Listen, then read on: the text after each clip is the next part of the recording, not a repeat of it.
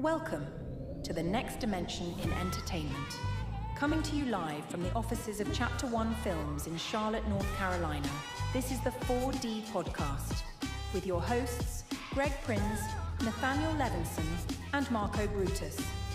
Sit back and enjoy a deep dive into film. This is the 4D Podcast.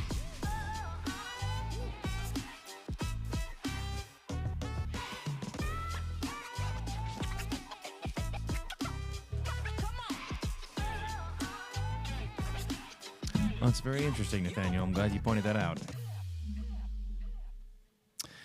We're back. We are back, and by we, I mean we are back. I'm so pumped. Liam's really back. And by really back, I mean R.I.P. Liam. But we're glad you're here with us today. It is August 26th. Am I right? August 26th. It is 26th. Yes. August 26th. This is episode 45 of the 4D Podcast, the dearly debated deep dives. We're glad you're with us. If you are tuning in and you're like, hey, what the heck, why can't I not chat? It's because you got to subscribe, got to hit that like, help us out. And we really hope that you enjoy the show.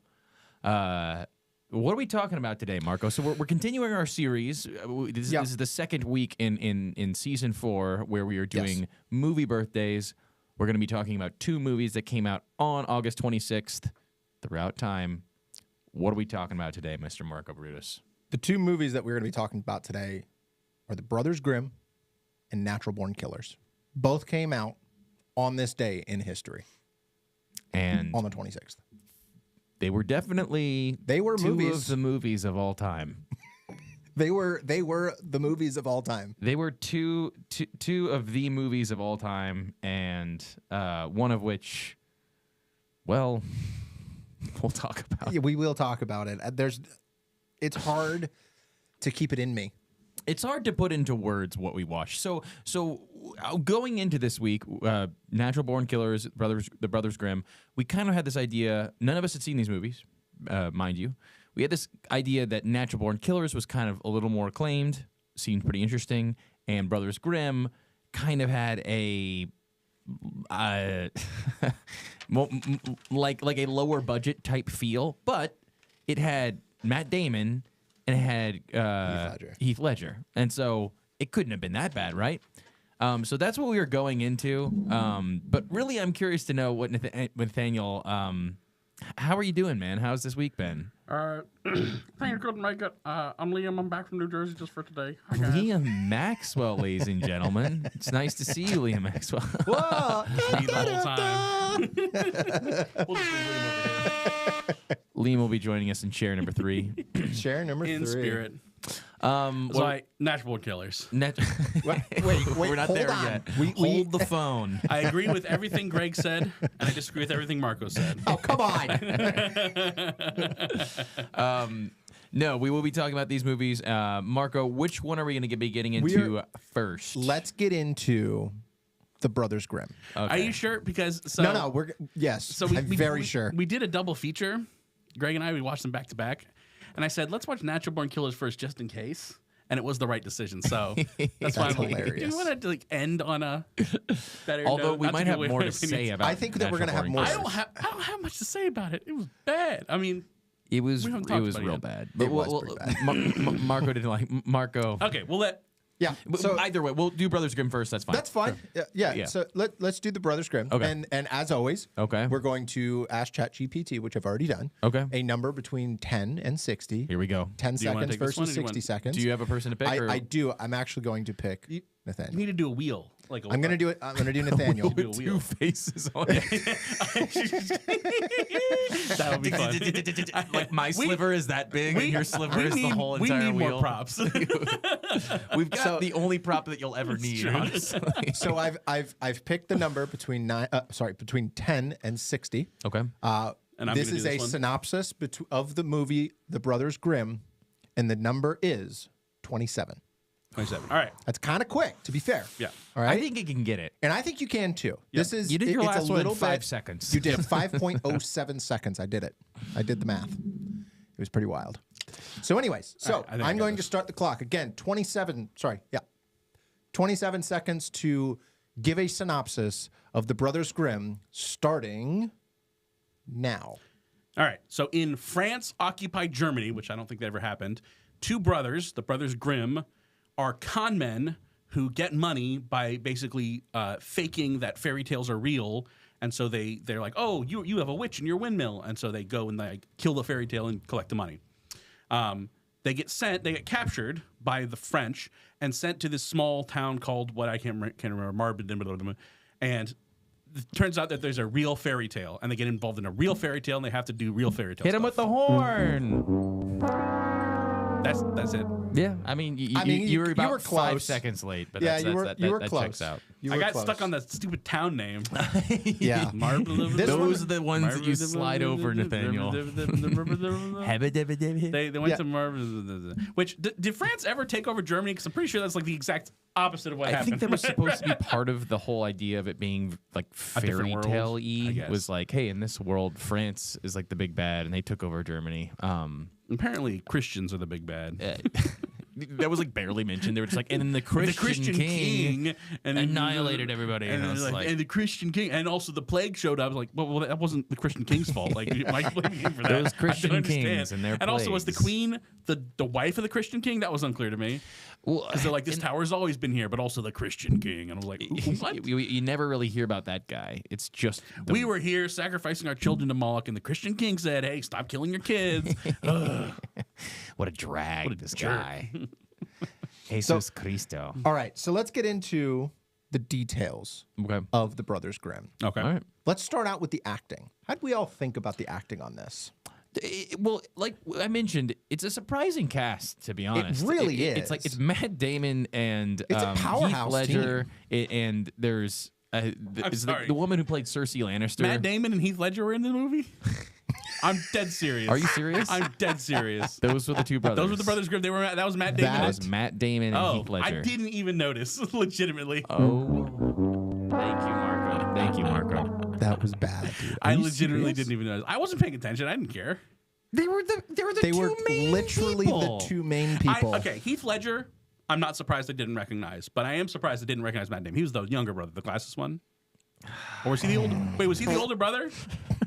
Oh gosh, wow. So Yes. like my brother, Heath like my Ledger younger has brother the Ethan glasses. says, my facial recognition software does not work. Legitimately did not. That's wild. You're like, oh, there was such a stacked cast. I'm like, I didn't recognize anyone in that movie. That's Not a single brutal. person. So Well, the woman was Cersei Lannister. didn't watch Game of from Thrones, Game so of that one I- Thrones. She's been in That's a fine. few other things. She's like she often plays women in that time period. She played like the wife of the main Spartan in 300. She looks good in a dress in the ancient Roman times. I don't know. she's got nice boobs, I'm afraid to say. So as far as the acting Also, Sparta's goes, Greece, brother. okay. Well, your facial recognition software is broken. The man Yeah, who I played know my Geograph history. was Matt Damon and Heath Ledger. My Woof. geographical. Okay, I gotta look this up My now. geographical map is broken. Right, okay, go Okay. ahead. So acting. I don't think anybody in this movie was necessarily told to act. To have a certain like any kind of a range on their acting. It was a very lighthearted movie. Even the serious moments were kind of relieved by a bit of comedy. You obviously have Heath Ledger and Matt Damon doing a fine job. Like I don't think anybody in this entire movie Yep. should be recognized, especially all the French people just with like just manufactured French accents that were just rough. Oh, man. I mean, the one dude who were like, is he German? Is he Italian? No, Is he was French? he was Italian. I Yeah, was right. We were like, 'cause I was like, okay. that's not a French accent. It's not even close to a But French all accent. of the other ones too were just like especially the main bad French general guy is just like It was clearly supposed to be Napoleon. yeah, he was terrible. So the accents were all bad. But the Brothers Grimm did fine. The two of them I thought did okay. I thought it wasn't. I would say that the acting didn't call anybody to do anything extreme. Like it Sure. was, Yeah. There wasn't any part fine. where I was like, damn, this guy's acting. And there was there no- also was like, man, this guy's acting. yeah. There was no parts where I was Maybe Karavitsy a distracted by little the acting. There's a fun fact that I had learned Okay. that the casting aspect of it, Matt Damon and Heath Ledger were actually swapped, meaning they played the other character. That was one of the things that I had found out when I was doing a little bit of research on it. And them two together actually convinced the director to swap them. So I found that interesting. Oh. Well, we'll get into this when we get to the story. Maybe that's why they both kiss the girl. Is that totally why? Because they're both like, I yeah, like this. that- and they're like, that was- we'll switch, but we both have to kiss we're her. like, at the end, we're like, well, that was actually pretty good. Then they're like, oh, yeah, throuple. And we're like, well, now, hold on a second. Yeah, that was a bit odd. did That's not not the only thing that I was like, There was definitely a kind few. of gave me the couple heebie-jeebies. things. There are a few oddities. It's funny because it has, what is it rated? Is it PG-13? It has to be. I will look it up. At while the you least guys are continuing. PG-13. At least PG-13. Because there's There are There are several some pretty strange gruesome. things. very like goofy. But And then all every of a now and sudden, then there's just like, someone hey, just sever dies heads horribly. and bleeding all over the place. So, but trying to stay on to the acting and then the characters, which we'll put in the same category. There are definitely some characters that were just like I thought the Italian guy was just PG-13. obnoxious to listen to. The funny thing is, the Italian guy was the one who was definitely like overacting. yeah. But then he So- actually had like a really good character arc, like right at the end. It was like, So here's something that I found out after the fact because I was again looking up some certain aspects to it. So the director of this Terry Gilliam. is the same director as Monty Python and Search for the Holy Grail. Yeah.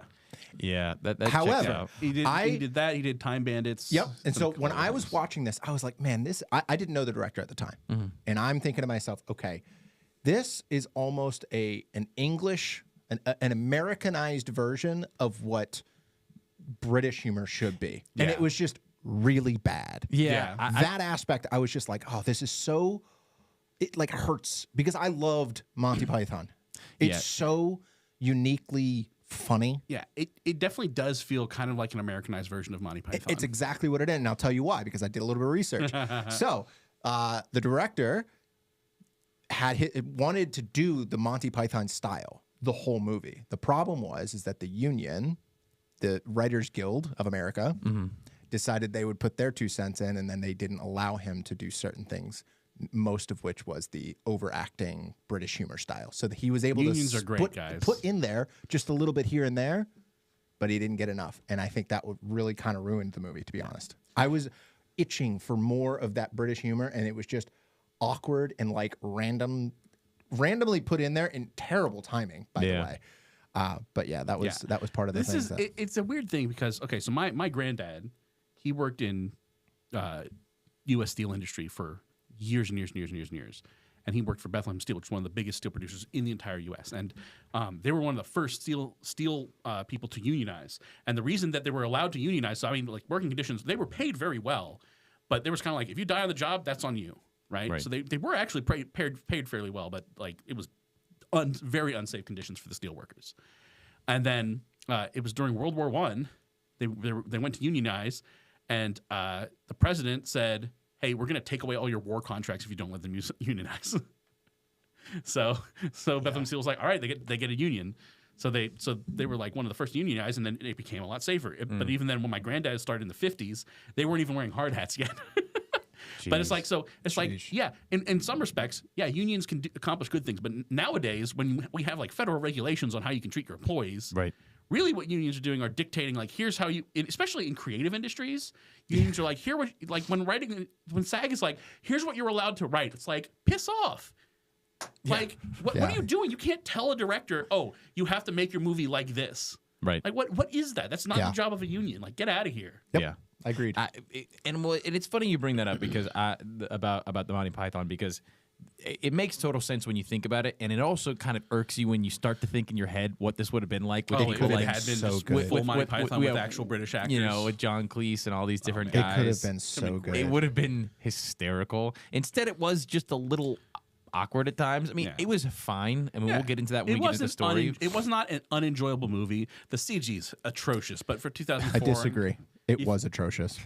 It was atrocious. I think the movie was, to put it bluntly, ass. Oh, you hated the whole you movie? hate the whole Awful. movie. Okay. Well, we watched it right after Natural Born Killers, so keep that in mind. Oh, that's fair. As we were like, oh my gosh, a movie I can actually bear watching. So we may rate it a little too high because Natural Born Killers was so bad. That's actually a fair So that's point. but no, I mean, I wouldn't say it was a great movie. No, I don't know that I would ever go back and rewatch it. But it was I thought it was perfectly watchable, and there were some moments that made me laugh. It was borderline a horror movie.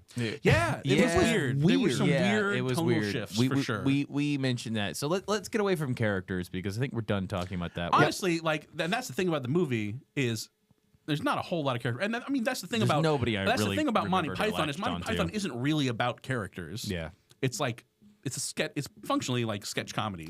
Well, like thematically, it can be a funny idea. Like the very idea of the movie. If you were explaining it to me, I'd go, "That's really creative." And even maybe after the opening scene, I could be like, "This is going to be a fun, creative movie." Because just the idea that these two brothers, who one of them is duped at the very beginning, and so now they've just made a living off of going, well, we could do that to other people, sell them magic beans, basically tell them they've got something haunting there. And they're so creative about how they went through it. You know, the one brother sitting there going, he's listening to all the so-called folk tales. Yeah, all the folk tales, and he's sitting there writing all of it down and going, how can I create a story around what they're telling me? And he goes, oh, it sounds like you've got this kind of witch because all these things that you said, it looks like we need these 3 things, we're gonna blah, blah, blah, and that's pretty expensive, so just go ahead and pay us this much money and we'll go handle it. And then they, from his story, the other brother can be like, okay, let's put together this scene.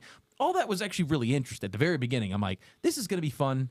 It's a funny idea. The fact that they're gonna be sitting here trying to pull their friend up on a jib and swing him around like a witch and scare people, and like the one guy they keep there as the witness, and they're like, shield your eyes, and like push him in the water. And there was some funny moments, but then it's almost like it just needed more of that.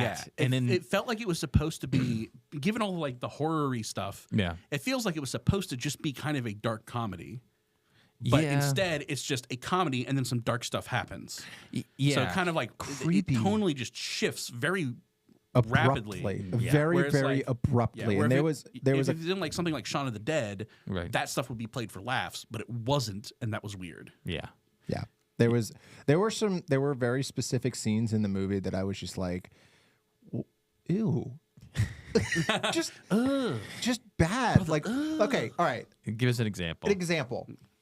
The horse scene with the horse eating the kid. Oh yeah, that was pretty All right, gross. so- okay, I can get behind, the whole scene, the webs coming out of the mouth, and it becomes, it wraps around the kid, and then in the shadow you can kind of see the kid get up and gulp down, and then that could have been it. That would have been fine.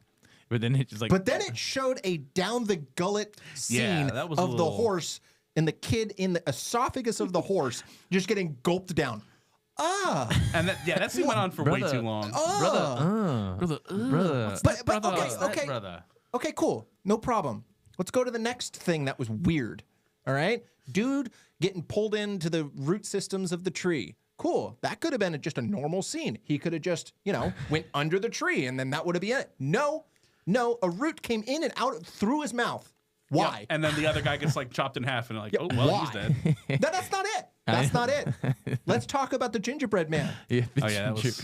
Okay, that was to so get summoned, weird. to the whole summoning of crows is one thing. I'll get into that in just a second as a plot hole. But regardless, mud on face no longer there. What the hell? Yeah. What is happening? Yeah. That was like if I was a 13-year-old child, because it's PG-13, I would have had nightmares from that scene. The kid wiping away his face. Are you joking me? Her face. God, Whatever. Unbelievable. Whatever. Sasha. You're canceled. You're so canceled. Sasha. Whatever. That scene where she's wiping the face off of the face. The Yeah, that eyeballs in was the mouth just creepy. falling on the floor. Creepy. If it had been like good CGI, it would have been terrifying. But it was Yeah. just so it looked like in Scott Pilgrim. There's a moment where someone walks by and someone gets like they like just blur her face and put like a little smiley face on it. It looked like that. It definitely was tonally a strange movie in the sense that I don't know, you're watching it and you're not really worried about anything because such extreme things have happened already that you're not like and you're questioning whether it's taking itself seriously. They often stop and they tell the one guy, hey, like it's all happening in your head, kind of like you can determine the story, and then it just kind of plays out that way that it's like, yeah, it was whatever you wanted. We're like, but how? Yeah. How did was that it? explain it? Like, I mean, so he's just like, oh, and now my brother will be alive if, and then the random Italian guy's like, yeah, he just needs to be kissed, and then she just needs to be kissed. Okay, They don't like it, and just because he wanted it. So I did feel like there were several tone moments along with those scary moments that I was like, what are you trying to do? Like it's definitely like it's not painful to watch. Like, these are funny people and these are good actors and the overall theme is interesting. Here's the thing I think they could have changed that would have made it a much better movie. Like if they had at the end, well, a lot of things, but I wish they had just killed off the brother. At the end? Yeah, at the end. Yeah. Rather than, again, tonally whiplashing back to complete goofiness of like, they both kiss the girl, and then there's like this weird throuple thing going on. And you're like, what the hell is that? Yeah, and then it implies that he goes off and like, he's like, oh, I got a new line of work for you. And it implies that he goes off and like writes the fairy tales in the Brothers Grimm, right? That's the implication of the ending, is that he goes and he writes the actual fairy tales that we know the Brothers Grimm fairy tales. Yeah. Right? It would have been, I think, a much more poignant ending if the older brother dies and then the younger brother continues to write the stories because his brother gets to live on in the stories. Like that would have been a much more poignant ending and actually like emotionally impactful. And instead we got like, and they live happily ever after, but then they show like the mirror fragment, like, or do they? I'm like, what? And then they're both just kissing that girl. She's just like, That was also kiss weird. you, and then kiss you, and she's like, come on into town, guys. And I'm like, wait, what part of the story has like the one brother clearly loves her? It's all been about that. Yeah. There was even controversy made because it looked like Matt Damon's character was like getting with her, but they weren't really. It's just he came in and saw them holding hands, so he kind of freaks out and runs off. So I'm like, okay, the movie is definitely telling us that Heath Ledger's character likes the girl. And at the end, they're like, well, I guess we can just all kiss. It was very strange. It was So weird. bizarre movie. So, moving on from that, what about the cinematography? The CGI, the music behind CGI it? was really bad. CGI was I thought early on in the movie that I was like, this probably would have been a solid movie if it just did a lot of practical effects. Yeah. I think it would have even been like- remembered and been like, hey, remember that fun movie? Like it would have been along in there with some other fun movies of that time period. Because like the sets looked pretty good. Yeah. I thought so. I thought the set design for the most part was pretty solid. It was just the CG was just mind-numbingly awful. And Like they were- Spy Kids level. It looked like Yeah. legit. It looked like Spy Kids. Yeah. And again, this was back in 2005. Sure. So I will give it a little bit of leeway on that end. But I keep going back to that creepy gingerbread. What? Yeah, I mean, it was the CG in that weird. Again, was all I was thinking super of was wonk. Spy Kids, the little hand guys. It was so I could only think about bad. Spy Floops, Kids. floops. There were a Yes, couple scenes in that. the thumb guys. Yeah, there were a couple scenes that I was like, oh, that's definitely CGI, or that's the theatrics there were pretty bad. Like when he was trying to jump up onto get catapulted onto the That was bad. onto the thing, and you can kind of like halfway see that he's on a wire. Like you can the I'm trajectory much of the more guy is okay just with bad. people doing wire stunts. Yeah. Because you're like, at Doesn't least they're bother me as physically much. there. It Yeah. doesn't look jarring. Yeah. You're like, oh, okay, I can kind of see the wire. They should have just done a better job hiding that. But it doesn't look like that person's not supposed to be in that scene. Yeah. No, I agree with that, and I think so that would be the cinematography side of it. I don't really have a ton to say about it, honestly. I think that the grittiness of the old school was on point. That made sense. The CGI was ass. Whatever. Yeah. But what about the music? Because Once again, I don't remember much of the music. I It felt actually kinda tried to generic. pay attention to the music, and I still don't remember what the music was. There was, That's how there was bad a it musical moment that was, and I couldn't tell you. It was just reminding me of something else. So it was like it just had like some generic fairy tale-ish music. That's all it was. It was they virtually had no score. Cinematography was Fine. was The fine. CG was I terrible. thought they had some good practical shots. Yeah. They had some guy getting trampled by a horse that I was like, hey, that was like that's pretty. That guy for real got stepped on by a horse. Like good for him. Like that took a lot. Yeah, it's but funny then- because they had some solid practical shots, Yeah, and then they just they did. resorted to this just ass tier CGI. Yeah, the CGI was, and the problem is they just leaned on it so much. Those little Yeah. bugs were everywhere. Oh, those and were it my just goodness. it just looked like a screensaver was climbing up onto the movie, and you're like, why is Windows 3 making its way onto my movie? It was like the Mummy, but worse. but worse because the Mummy at least has. I wish Dwayne The Rock Johnson had walked in as a scorpion into the. It would have fit. You would have been like, oh yeah, that makes sense. Yeah, that checks out. That checks out. And we're like, there he is. I will say, so there were a couple things the movie did that I liked. Okay, I thought for the most part the relationship between the brothers was good. Yeah, like you said, the way that he's like detailing this fairy tales as people are reading them out, it's clever, very clever. I did think the way that when they talk about the cursed child, they're like cursed child, they all spit. There were a few moments. You hear them all spitting, and at the end, you hear someone spitting into a spittoon, the little, ding, and then they meet her. And she's like, whoa, and they're like, cursed child. So there were a couple good moments in there. And to me, the moment that I thought, oh, that was actually well done, was when Caravillo, or whatever his name is like, can I have your mirror mail? Yeah. And then I totally forgot. They've been like, yeah, you can keep that. And then he ends up getting saved because he's wearing it, which I had totally forgotten. I was like, oh, right. He was wearing the mirror mail. That was actually well done. Yeah. They actually set that up and paid it off in a way that wasn't super obvious. Right. So I was like, okay, I will give you that. Yeah. Again. And I do like that his character ended up coming around. Yeah. Even if he was just being a ridiculous, pompous, nonsensical person the whole time. French guy was just like, oh, I'm the evil Frenchman. And like, why? You're not, I don't understand. I think that came back to the idea that like the director was able to put even a little bit in there. And it was just this battle between let's be somewhat serious and be British humor. Yeah. And it was that constant battle back and forth, and you didn't know what you were going to get by scene by scene. Yeah, it definitely felt like there were two different visions that clashed. One was serious and one was very unserious. Correct. Yeah. And as far as the things that they did well, I do think that the brothers' relationship was good, and I'm just disappointed at the end. I thought that there was going to, like, thematically it made sense that the one brother was always chasing the girls, but then the other brother ends up with a long-term, girl. Like he ends up being like, okay, you're getting with all these different girls, and now I like this one specifically who's into the same enchanted world that I'm into.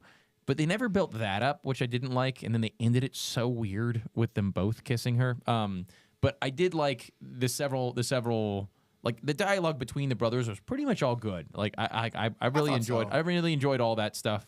The overall movie and the rest of the characters weighed the movie down big time. But there were definitely a lot of scenes that I laughed in. I can't think about them specifically, but there were definitely a lot of moments that I laughed. And yeah, I liked the old woman who just kept barging in. And she was just like, yeah, she's just like, curse child. That's on the ground. Definitely like, Monty Python. She just shows up out of nowhere and it's just being ridiculous. She just pops in like in every scene and just like shrieking about, and like I laughed at pretty much all of those scenes. So there's definitely when they walk in and they're like, "What's your son's name?" "That's my daughter." "And lovely daughter she is." No, they were like, lovely daughter he is. So like they kept getting it wrong. They kept like sliding into he. So there was definitely like there was some charm to it. There were the bones of a good movie. Yeah, but they just couldn't get there. Yeah. That's why it makes a lot of sense. What you said that it was originally thought to be like a British humor type thing, because I think it probably would have been. Oh, it would have been so much better. The idea is the best part about the movie. Yeah. The idea is very clever. And it's set up to be a very good comedy. And I think it works really well as a comedy when they're like, and because they keep playing on it, like the younger brothers start to be like, wait, this is a real fairy tale, and the older brother's just like, no, he's trees on tracks and this and that and the other thing. And he just keeps denying it and denying it and denying it. You can get a lot if you play that for comedies. Like you can get a lot of that. Yeah. Oh, you can. You absolutely can. Which actually brings me to my final topic to discuss on this movie is the underlying story. Like, how was it? Because in my opinion, it was kind of everywhere. And I'm going to chalk that up as a typical Brothers Grimm movie because there's a bunch of them and they all kind of do this where they throw 17 different things at the wall and hope that it all makes sense in the end. Because they try to hit like all of the Grimm fairy tales. Right. And that's why I was saying I kind of chalk it up to just be a Brothers Grimm thing. Yeah. Like that's kind of what I figured. But I think it just kept going back to not only was it slop on the wall and hoping to come together, but also the constant battle between serious and not serious. Well, the core concept of here are two brothers who lost their mother and daughter to a con man about fairy tales, like a fairy tale con, grow up to be fairy tale con men, but then get involved in a real fairy tale. I think that there is a solid story there. Yeah. And the movie just did not make the most of it. It was way over long. Yeah. It absolutely should have been an hour and a half. They it spend felt way like it too went much time in forever. the middle of the movie before they actually get to the real fairy tale meat and potatoes. Well, and it's funny. If you took that idea and pulled it away from the fairy tale attachment, I still think it's a great movie. And you could make it honestly, I think most any kind of genre. I think you could find a way to weasel that into any genre to say, here are two boys, they have a past of getting duped by somebody who was like, this is supernatural. And as a result, grew up into people that dupe people into thinking there's a supernatural problem. We're the only ones that can solve it. So they introduce the problem and then they solve the problem. That's what they do. Yeah. And then all of a sudden now they're faced with real supernatural moments. You could make that a very serious movie. Ghostbusters. You can make that a very serious movie, but you could also make that a very funny movie. And it doesn't have to be like, the second you do tie, the Brothers Grimm and all the Grimm fairy tales in there, then it becomes, we have to have a weird scene with a gingerbread man. Like we have to have a Rapunzel's hair. We have to have the huntsman and all these different elements. And it's like, well, if you just let yourself create it yourself, you could have actually made something really coherent. And I think like you said, the bones of it are there. Like that idea is creative. It can be funny. It could be intriguing. It could be scary. It could be very action filled. There's a lot of things. And so he keeps saying magic beans, right? Because he was duped by the magic beans. But the implication is that because he got duped by the magic beans, his sister and probably mother die. But he's just like, magic beans, magic beans, magic beans. And it carries, they only really get into it one time. Right. Yeah. But every time he says magic beans, that should be like that's like a last resort kind of, you're getting out of line. I'm going to remind you of the time you killed our sister, right? Yeah. So, and they don't treat that with the weight it needs. Right. And it's also not comedic enough to be lighthearted. It's just like, damn, that's depressing. It was the deepest element they had, and you're right. They wielded it around with such carelessness that it lost all of its meaning. By the end, I was like, yeah, magic beans.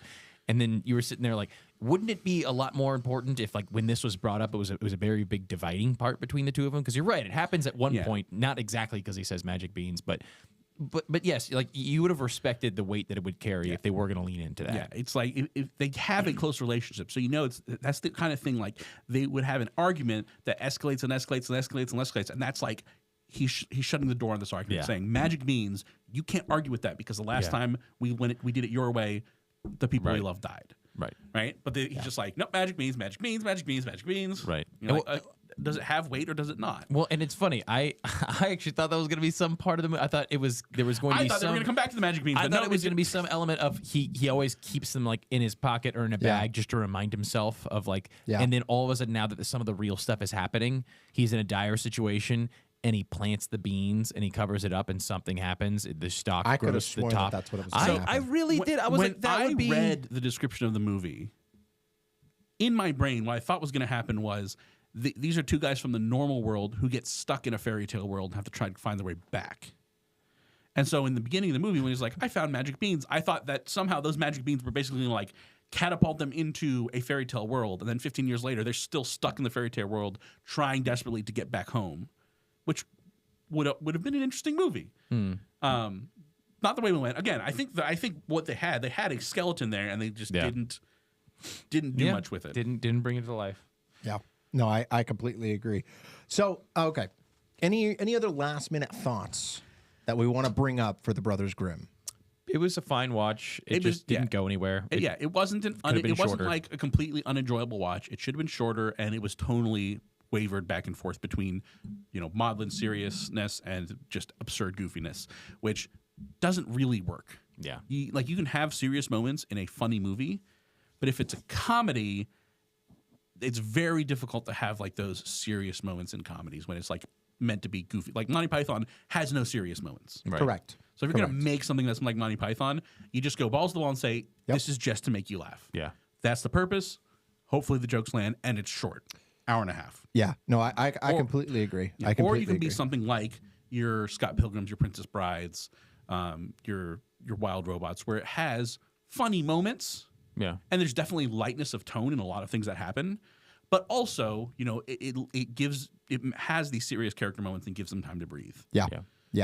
And I do want to give Liam a minute to say his thoughts. I thought it was great. 10 out of 10. Best movie since Old Boy. Idiot. All right, let's get into. Sorry, that's what he was talking about. Natural born killers.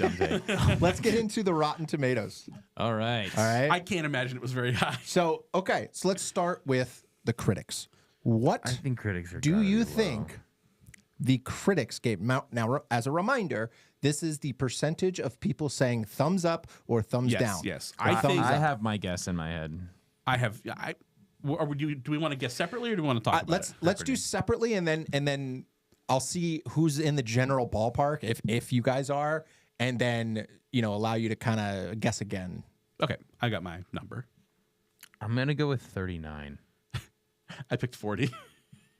Wow, you guys are incredibly close. Holy cow, it's 38.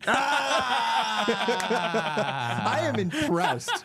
I am incredibly impressed. I thought it was going to be like one of those, because it's Matt Damon and Heath Ledger. They're going to be like, this movie's terrible. 52%. From a critic perspective, There's not not a chance. There's nothing about it that's critically acclaiming. Yeah. Anyways, all right. So 38%. And it's not like it has no like social element that people would praise despite it being a bad movie. There's no. They are lesbians. What did you guess, All right. Marko? So now, What did you guess? Oh, I guessed like 50 Okay, something. okay. But I know it, so it's weird for me to guess. Yeah. Okay. Before I was looking for it, I was like, it's probably gonna be in like the low 50s, high 40s, maybe, but in the 50 range. That's what I was thinking. So, all right, now the critics gone. See you later. Okay. Fans. I would say it's like probably like 55 would be my guess, because I think people might be like, I just love Matt Damon and whoever the other guy was. I was gonna go Ledger. 63. I'm gonna go 55. You guys are way off. Like how way off? Like way off. Like too low or too high? too high. Oh man, the fans are were they worse. also like, fans? Are they like Not worse. 25? Okay. Or so they're like around 30 as well, 38 as well. Yeah. They were 39. Hey, not bad. Not bad. So honestly, When the audience write and our Rotten stuff Tomatoes down? score line up, that's usually a good indicator of the quality of the movie. yeah. Not always, because again, the Suicide Squad movie was fucking terrible, and it had 90 from critics and audience, and I was like, well, Jeez. Yeah. I can't trust the site anymore. Yeah. So okay, so now that that's done, what do you guys give it? Okay, well, on my scale, and Nathanael helped me out with this scale a lot last week because he reminded me of something. I was kind of like, "Hey, fresh new start. I'm going to be very critical," and then he's just like, "Well, there's nothing bad about watching that movie. You just never would watch it again or recommend it to somebody." But you weren't like in pain watching it, because we have examples of those. Oh, and geez. we will get to. So I did not mind this watch at all. Again, we all mentioned some good things that we liked about it. We all mentioned some moments that we laughed. I could watch this with a random friend who doesn't really care about movies, who's just like, my head is empty, I want to throw something on a screen. Be like, okay, like this is whatever. I just flip over to it. But I will say it's hard with all of the weird gruesomeness. I couldn't like in the right mind watch it with like I would think, oh, this is a fun one to watch with like maybe your like adult kid friends, like your nieces and nephews that are in high school or middle school or something, where you're like they could probably deal with like a little more like smart comedy, but then there's like all the nasty anyway. So I'm gonna float it around like a 62. Okay. I'm gonna give it a 50. Okay. I think it was there was nothing I found like super objectionable about it. Okay. And well, I'll give it a 51. We'll put it just on the side of Okay. enjoyment, because I didn't mind watching the movie at all, Mm-hmm. but I will also not spare a single thought for it after this podcast. Yeah. Marko's gonna be low. Marco's gonna be like, I gave it a 1%. 28. Yeah. If you didn't enjoy, again, I think Greg That's and I were a fair. little primed to put this movie a little higher. That because of how might be bad true. it I might have to rethink that a little bit, because that might be true. But yes, I'm fine with mine. Yeah. I, But to me, if I watch it and I'm like, there wasn't anything about that movie where I was like, wow, I despise that, then I Yeah. try to keep it on the It was a plus- hard positive watch for side of me. 50. It That's was fair. a That's hard totally watch. fair. And what's worse is that I had to watch Natural Born Killers directly afterwards. Yeah. So we did the opposite, because I was like, this might be This might be just aggressively depressing. So let's watch MBK first. Yeah. And that was the correct decision. Yeah, that was It was a tough watch. but okay, all right. Your wife was like, Marko, why are you lying on the floor crying? Like, I don't want to talk about it. She went to sleep. I was like, you don't watch this. This is brutal. She's like, all right. All right. All right. So now let's go down the rate these five items without knowing what's coming next. Rank and these five. We already did Brothers. I understand. He's got a new list. I know, but I'm like, man, we used that one and would have been perfect for this. All right. So for Top 5 fairy tales. fairy tale creatures. Oh, Fairy tale creatures. So it's going to be Nathanael because you are the one that did the synopsis. Okay. So you are up. So right. rate these five. I'm going to do rate mine in my these head. 5 fairy tale creatures from any genre, from any movie, Okay. in order without knowing what's coming next. Well, fairy tale it could be a movie, but like fairy tale would. Anyways, I don't want to get pedantic. Go ahead. I mean, I do, Very but I good. won't. Very good. Number 1, Dopey. Like from Snow White and the Seven Dwarfs, Dopey. I mean, it's funny because he's a very endearing character in Snow White. He's mute, right? Yes, he doesn't speak a single word. It's funny because I was just watching something about the new Snow White, the atrocious one, and was actually like, well, Dopey's just like kind of a comic relief character, but Grumpy actually has a character arc because he goes from being like the angry Grumpy guy to actually feeling emotions. I'll put Dopey at 3. 3? Okay. He's perfectly fine. Yeah, it's safe. I think it is safe, but at the same time, like he's cute, but he's not like there's not not much to vital. him. He's There's not not much vital. to him. Next on your list, you've gotten 3 done. Pinocchio. Okay, Greg might disagree with me, but Pinocchio's fine. And again, keep in mind that you might like everything on a top 5 list, but you got to put something low. I'm gonna put Pinocchio at 4. I'm not the biggest Pinocchio guy. Oof. It's gonna be like Satan. I don't love Pinocchio. Beelzebub. I like the story of Pinocchio. I like the story. Do of I like Pinocchio. Pinocchio himself? Pinocchio himself, I mean, he's a bratty little kid, which Yeah. he's supposed to be. Yeah. Right. He's supposed to be like a punk ass So, kid. Okay, so He 3, turns into a donkey, and rightfully so. yeah. So 3 and 4. All right. So 3 and your next person, Better be the gingerbread man. from Shrek. The gingerbread man. So, Okay. so for Shrek, he plays the gingerbread man Yeah. from a different fairy tale. So yes, I mean, effectively, So I'll do Gingerbread Man Shrek because that's the one I'm familiar with. I don't know what he. I mean, he's amazing. yeah, he's great. I'll put him at number 2. Gumdrop. Yeah, I'll put him at number 2. Number 2. Muffin Man. All right. Muffin Man. All right. 1, 3, and 4 are now taken. No, 2, 3, and 4. Oh, sorry. I apologize. So you put him at 2. Oh boy, this is gonna be fun. Oh boy. Genie from Aladdin. Oh, 1. Oh man, Please, he is brother, good. so good. I think you number 1. I think you nailed this. Easy. I think you nailed this because Easy. at number 5, Olaf. From Frozen. From Frozen. Yeah, easy. Put him number 5. Like I like his character. I like his voice actor. I but think you did a good job. I would have probably put Olaf above. Yeah, see, I would have. the bottom 3. I could put those in any order. 4 and 5. I could put I in don't any know. order. Those that's You a nailed that's the a But Genie top number bang 1 up. for Number 5. 100%. Oh, 100%. I think 100%. I was trying to save him towards the end. See, the thing is, try if and you give get me you. Genie first, then I'd be like, because the first one you true. get, it's usually safest to put them at 2 or 4. Yeah. So if you like Yeah. them to put them at 2, and if you don't like them to put them at 4, Yeah. just in case. But if you give me like Genie first, I'm like, oh man, could he come up with anything better than Yeah. Genie? Yeah. Yeah. But yeah, Genie number 1, easy. All right. I mixed mine all up, and then I was just really unhappy with the order, so I'm not going to share it. He was like, I had to put Olaf at he like had- 3, Yeah, and he I was like, had Pinocchio on there 4 times. And we're like, what are you doing, Greg? oh man. Number 1, Olaf, then Pinocchio. Yep. No, your list is solid. Your list is Yeah, good. I thought you did a good job on that one. Nailed it. All right. Nailed it. Natural Born Killers. Oh, can we just end the podcast and not talk about the movie? At least I get to do the synopsis. Oh yeah, Greg, give us the synopsis. Give me All the right. time. All right. The time. So again, just as a quick reminder, this is a synopsis of the movie The Natural Born Killers with a random number generated 10-second to 60-second number. That number is 48. It's a decent amount You of don't time. need that much time. You don't need that much time. Although I will say my synopsis will be more interesting than the actual watch of the movie. True. True. So, synopsis of Natural Born Killers in 48 seconds. On your mark, get set, Go. There's a girl. She's abused by her father. There is a guy. He shows up at her door to sell meat, and he ends up killing her parents and taking her away. The two of them are severely messed up. They become killers, mass murderers, not serial killers, according to him. They go on a killing spree, eventually get caught after about 21 killed, I think the number was. They get caught, put in jail. 46.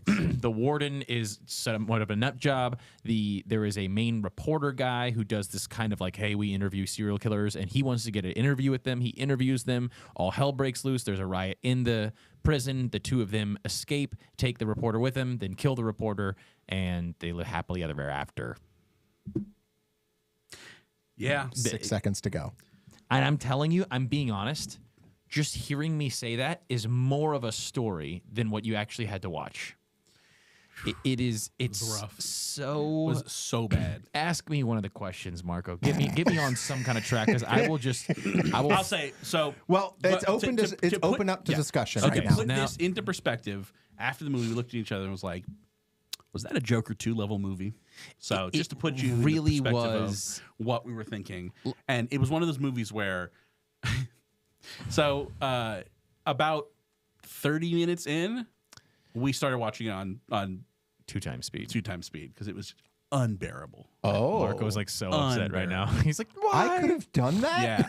Yeah. It's a pub TV ability. Well, actually, some of the Netflix has it. Netflix can do it. Some of Netflix the has other ones can as well. But yeah, it was even on 2 times speed. It was unbearable. We're just sitting there saying, We also made the comment "Please to let each this other. movie I be was over." like, we're watching it on 2 times speed. I'm like, this could very well be the normal movie, and it wouldn't it would it would be not shocking at all. Like just to give the audience some taste of this before we get into the different details. It is such a bizarre. If you're sitting there thinking, oh, it's a movie, it progresses. Like this movie will randomly stop, have a flashback in the setting of like a sitcom with like a laugh track and everything, and it's all dealing with like incredibly grotesque, serious subject matter of like murder and rape and all these different and child abuse and all this really rough stuff in like a super happy, loving, funny tone. But it's not even cohesive. So it's not like, oh, well, that makes sense. You made a story where that was your main thing. But then it'll just randomly stop and it'll go to like an animated clip of a guy like biting a girl's head off. And there'll be flashes of green and red and dead bodies. And then it'll go back to the movie.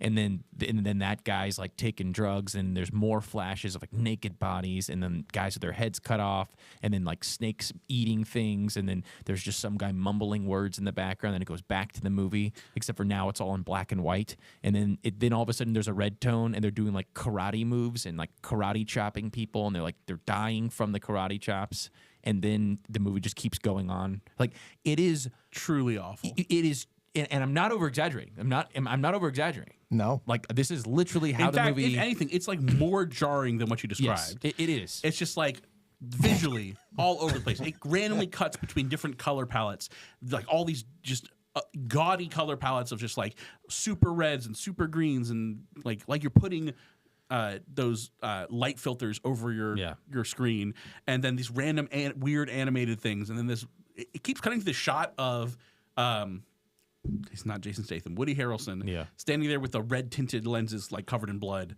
for no reason, and then it'll just go back, and then it was so truly awful. And I was trying to look up, so I googled like, is Natural Born Killers a bad movie, or is Natural Born Killers, and I just typed that in, and it finished like, is Natural Born Killers bad?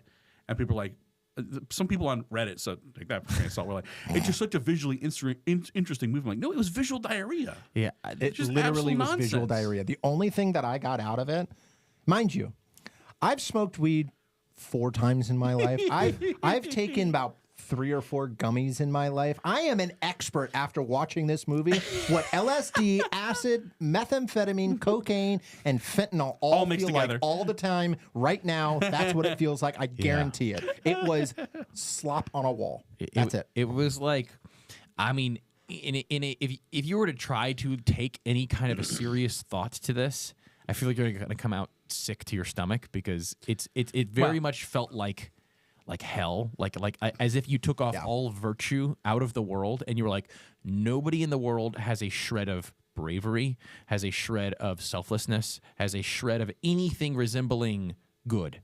Everybody in the movie is just awful, wicked people, and they're all doing awful, wicked things to each other, and it's just sick to look at. But Greg, that's the point of the movie. So because I was trying to find things that would make this more interesting, I did too. Do you want me to watch. talk about what the 2 points, what the point the movie was making? Oh, that's what I was going to think get I probably into. found that too. Yeah, that's what it was. It was essentially about the media. Yeah. The So media's portrayal. That is a of- big part of it. Yeah. But it does actually ask a philosophical question. It just does jack K shit with that philosophical question. And it's in the title of the movie, so it's asking the question of nature versus nurture. Yeah. So it's like, are these guys horrible people because they were so sadistically abused, Right. and because of that they grew up with no morals, Right. Or, which is the argument that Woody Harrelson is making when he's saying like, no, we're just born evil. I'm like, okay, you're not wrong, Right. but then he's like, yeah, we're born evil, and we're just animals. Like, okay, those two things don't actually mesh, right? Animals aren't evil. Animals are just animals. So either you're an animal just following animal instincts, in which case there's no moral responsibility. Which I think was he was trying to get at. Well, yeah, or you're evil and then you do bear moral responsibility, and so, but the movie doesn't actually do anything Yeah, it with does that. nothing with it.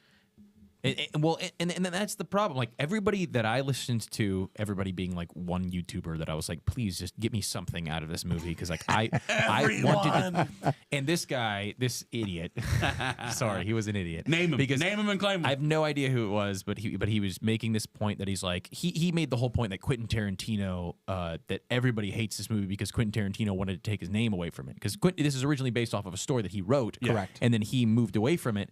And So, what's his name? I have backstory on that, but go ahead. He basically took up the story and said, I want to make it this way. And then Tarantino was like, oh, I want nothing to do with that.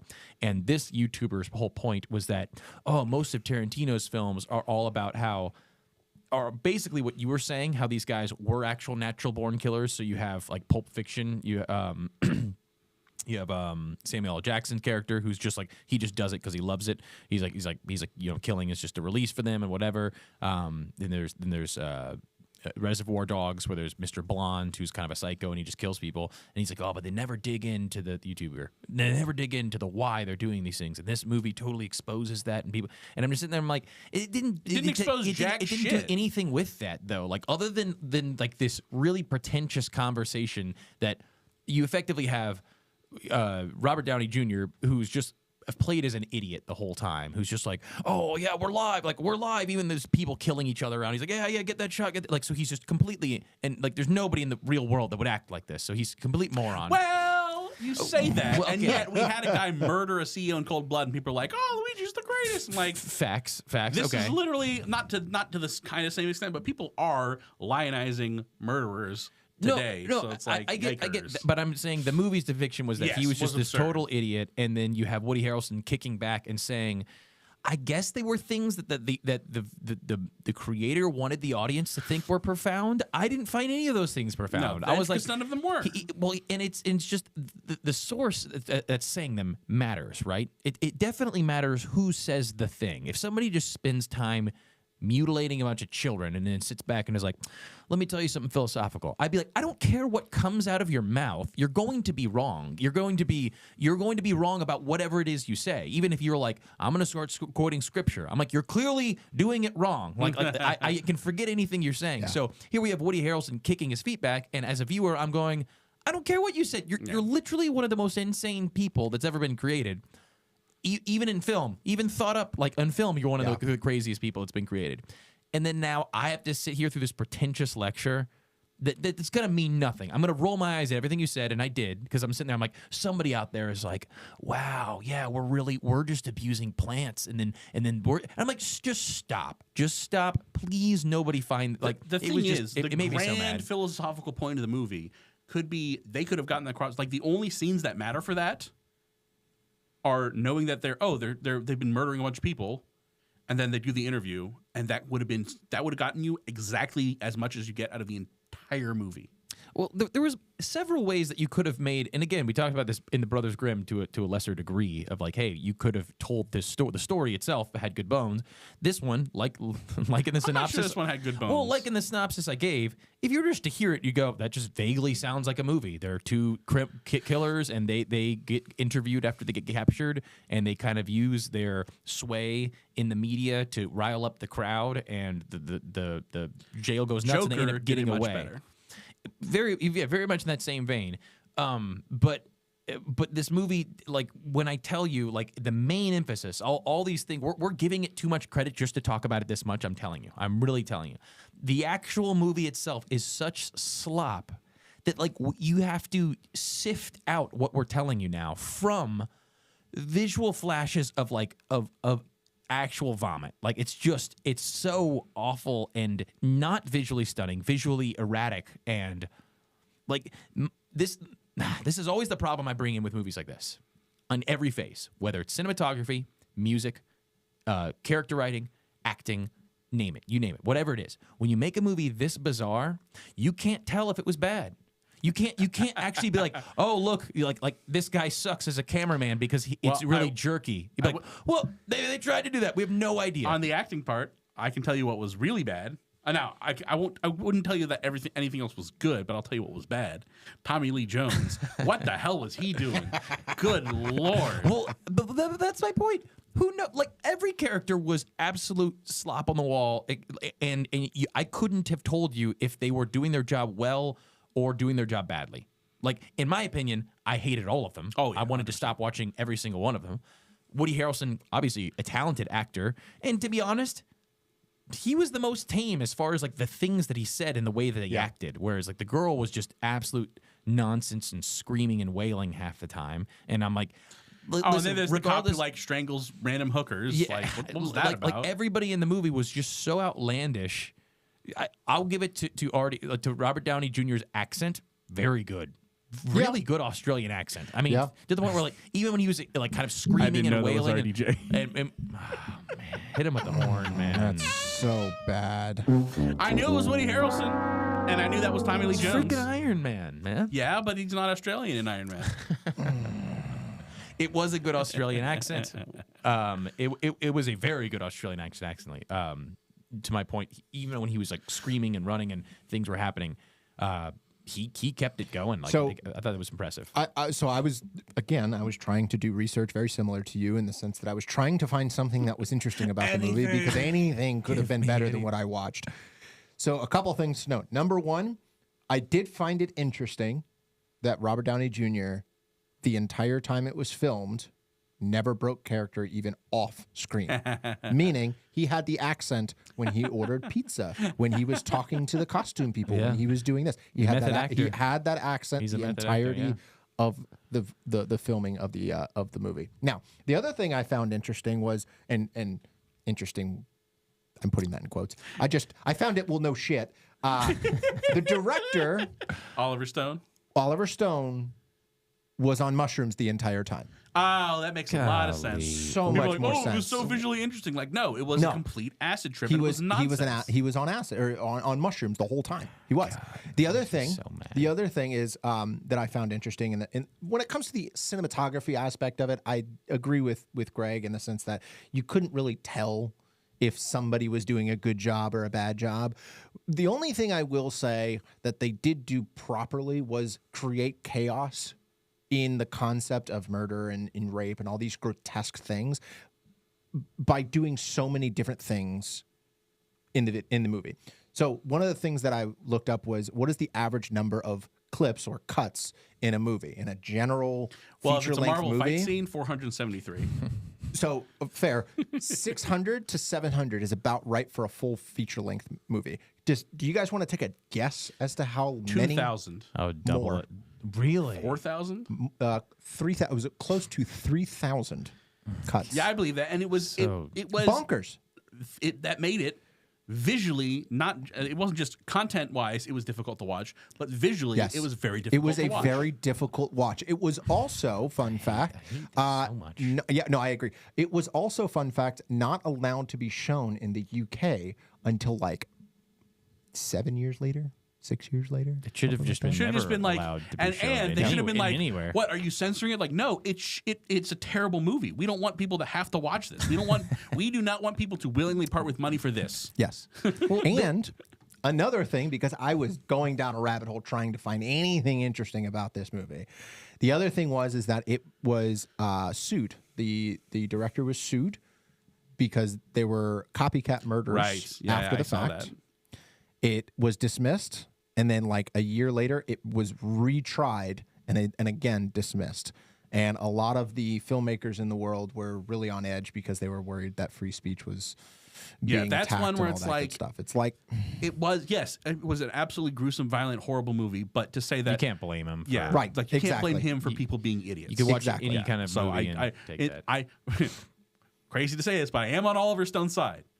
I think you should have made the movie, period, because I think it's artistically. There's about just, 900 other reasons yeah. you shouldn't have made it. But- But about that's not one of them. 2,900 and some odd the cuts idea of reasons. it's like oh, in Grand Theft Auto you can run down hookers, so every Yeah. time a hooker shot, it's Grand Theft Auto's fault. Like no, people are responsible for their own actions. Unless Natural Born Killers was not saying, there was no point in the movie where he was like, hey kids, you should be like me, and here's how you get a gun and shoot your parents. Like it never did any of that. So Yeah, I get really frustrated with movies like this, mainly because I think you get a lot of people which will tell you it made me feel blank, whatever, fill in. It made me feel this thing that no other movie has made me feel, and I'm always like, okay, I'm sorry, nauseous? I'm This movie? but I'm like, I'm sorry, regardless of what it is you felt, you can't like if I went to a concert and to watch a band. And then this guy came out on stage and just started throwing eggs at me, and it hit me in the face. I would be like, I've never felt that way. No music has ever made me feel that way. I'm like, that doesn't make it music, though. Like, yes, you are right. No other performer throws eggs at you and you get hit in the face. But what else did he do regarding music? So for me, if you're like, I'm going to show you a series of clips that'll make you feel uneasy, and that's my whole point in the movies. I want you to feel sick to your stomach. I want you to feel this. Okay, that's great. You did. Mission accomplished. You made me feel that way. But that doesn't make it a movie just because you made me feel that way. Just because, hey, I've never seen art that's made me think of the color red. It's just a red square on the wall. There's nothing artistic. There's nothing more about it. I literally saw that exact thing in the MoMA. I mean, it's actually just big canvases, just painted red. I'm like, brother, if I can do it, it's not art. I'm like that's my point. My point is just that there are some rules to movie making, and I'm not saying this didn't follow any of them. There were specific characters. Those characters didn't really have any arcs, but there were characters. There was the making of a story, but how it was executed was, again, makes sense that he was on shrooms. but that seems like a big middle finger to like the audience. Like I would get so mad, and I am getting mad as an audience member, if I was sitting there and going, okay, this director, who we're all gonna pay money. This guy is gonna get paid a ton of money. To like while we sit here, and maybe some of us have ideas of movies and things, but he actually goes and gets to do it, right? And we're gonna pay him all this money, and he's gonna sit back and just do a bunch of drugs and make that and go, well, it's artistic. And you're gonna get some dingbats going, yeah, I can see it. The red made me feel like that. No, the actual movie wasn't he didn't put any effort into actually doing any of the things that a movie should do, like care about camera work. One. Big one. Like there was no regard for what the visual, what the movie itself like how each of the scenes were constructed. Like I could have done it on a handheld camera and it would have had the same effect. I guarantee you all the same people would be like, oh, look, the shaky cam made me feel uneasy. And then yeah. Okay, fine. You can make that. You sure. know what made me feel uneasy? The fact that people got paid to make this movie. It's just all of it, and it's on every level. Like I said, you never know what was bad and what was good because it's so out there. Well, I'll tell you what was bad. So- the movie. All of it. So The movie which was brings bad. brings me to my next fun fact of the movie. The budget to create this movie just $10. shy of $35 million. What's that in real money? Yeah. So Tell it me was about it. 94. Let me look I it bet up. you So most of it, all of it, 34 was like the prison scene with like all the rioting and nonsense. Yeah. So $34 million. Okay. Probably 85% of that was actors. That's 90% of that was probably actors because the camera work, Hot garbage. You could have used a damn GoPro yeah, it was, for half of it. It was really, You really know? bad. Just take a guess on how much it made worldwide. So 34 $34 million, and how much did it make worldwide? worldwide. Considering it didn't come out in UK until 7 days later, I'm gonna guess low. Low, yeah, ish. I would say 22. More than that. Yeah. You got to remember make it made $35 profit. million? It made profit. Okay, So So 70 34, million. 50. 50. So it barely. Just over 50. So it definitely didn't make a profit, considering that. Well, did it have any marketing? I was gonna say you I don't always know have if to it take had any off. marketing. You always have to take off more for the marketing. Like, But I highly doubt this had much of a marketing budget. So it broke even, maybe made a little bit of profit. So it would have cost 76 mil. So it still would have been like a fairly low budget, like approaching mid-budget film today. it was Which just it felt like. It yeah. felt like trash budget, but At what point in the movie, Marko? I wonder how much money they spent licensing the 10 million Well, songs they I'll played. ask both of you. But Nathaniel's a little more I obvious know- because we I were know watching exactly together. where this question But, like, is going. At what point were you like, oh? and I don't mean oh. I mean, like, you hit the first couple, and then you realize that it was never coming back.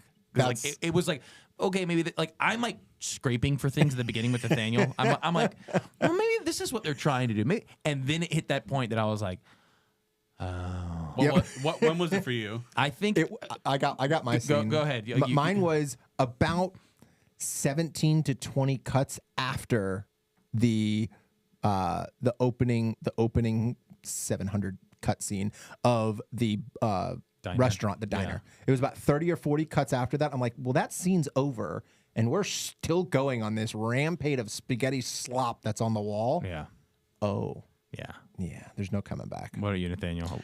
It was that opening diner scene. Yeah, It was inside of that. Yeah, sometime in that diner scene when they're like the dancing and the cop flirting, and then she starts beating up the cop, and the other guy's just sitting there drinking his beer. And I'm like, what the hell is happening? And then she like kicks him, and there's like a blood spray, and like it gets super dramatic. And I'm like, she's the like kicking and hell is punching, and this? he's like exploding. yeah. Like, Also, she had underarm hair. oh yeah, tons of pit hair. Yeah, That was also Super a little sexy. off-putting. So So maybe this is why I'm angry. I gave it more time than that. Oh, no. I was like, so that scene happens, and I'm sitting there going, now why would you show us, if this is not a dream, why would you show us this girl like kicking and punching this guy and him pretty much exploding upon your punches and kicks? Surely the whole movie couldn't be that absurd. And then afterwards, it shows the whole like really twisted The sitcom thing? thing Yeah. where the dad like it just really rough stuff. And I'm sitting there and I'm like, oh, okay, maybe it's trying to. And I guarantee you, I built this whole thing. I did this much writing for the writer in my head. I was like, oh, we are getting to watch their story through the lens of how the consumer kind of eats up the idea of serial killers. Oh, they go into this diner and like this is how cool they were just drop kicking people and punching them across the face. And here is this glamorized version of her childhood that we've kind of put laugh tracks over the parts that are really serious to make us feel better about. And I'm like, oh yeah, it's gonna be that. And then it just I just kept waiting for it to actually get serious, and then it just kept doing that. It was pretty much immediately right after that sitcom thing that I was like, it continued to be like I think the first cartoon segment happened shortly after that, where I was like, oh. I was just like, it's just getting worse. Yeah. And then I sat there. I'm like, I thought way too hard about this. In reality, I should have been thinking. It should have been not thinking. Should have just turned my brain off. Yeah. The first scene, the way it kept switching between black and white and other things was like so jarring. I was like, Yeah, I think this is about to be a then terrible me and you movie. were like, oh, the black and white signifies that. I was think like, the black and white well, is what's happening in their heads. I was asking because I was like, is like the black and white what they're thinking about, and then the other stuff is what's actually happening, Would've or been vice more versa? interesting. And then they went to the sitcom, and I was like, oh, it's just trash. It really was like you could sit there and try, and this is where I just want to just you stupid fans that are like, you can see. No, you can sit there and actually try. Believe me, I didn't go in wanting to hate this movie. And not at all. Like I told Marko, I said, "Woof, get ready for something." That's pretty much all. So he knew it was going to be a mess. But I went in expecting to like, I was like, okay, this is gonna be interesting, and I was trying so hard. The black and white is doing this. It's the media's depiction, and then I just threw my like, this is so stupid. Why did you make me do that? You made me feel like an idiot. Like the movie, and everyone's like, oh, it's just such a poignant thing about how the media pumps up serial killers. I'm like, that was barely part of the movie. No, it was 90% just them fucking around. Yeah, it seemed lost. Like it seemed like a lost movie that should have been like a cologne commercial that could have lasted 45 seconds. You know who we need to ask? Liam, what did you think of the movie? Well, I thought it was actually like visually stunning, and just because you guys aren't artistically talented like me and you don't understand how just beautiful the transitions were and the really deep meaning of Oliver Stone's soul when he's on mushrooms, like, you just don't understand. Liam's an idiot. True. He's an idiot. Some things never change. Acting, cinematography, story. It's all a wash. It's all a wash. Well, the only thing that we could actually spend time on, which there's not, is what is the message of the movie? What is the message? What is the movie trying to get us to see? And honestly, I still think it's slop on the wall. I still think he's I agree. Like I don't know. Maybe he is thinking the media thing, but there's nothing like that's not really there. So there is like there's an aspect of, oh, look how much the media pumps up serial killers, and that's a small aspect of this movie. That is, but that's it's funny because that's the thing people latched onto. When again, I think the real question is the nature versus nurture, and again, it's in the natural born killers. It's like they shows how Liam Neeson. Woody Harrelson. Woody Harrelson watched his dad commit suicide, and What's her butt was abused. Was raped by her dad and beaten by her dad via laugh track. Yeah, and the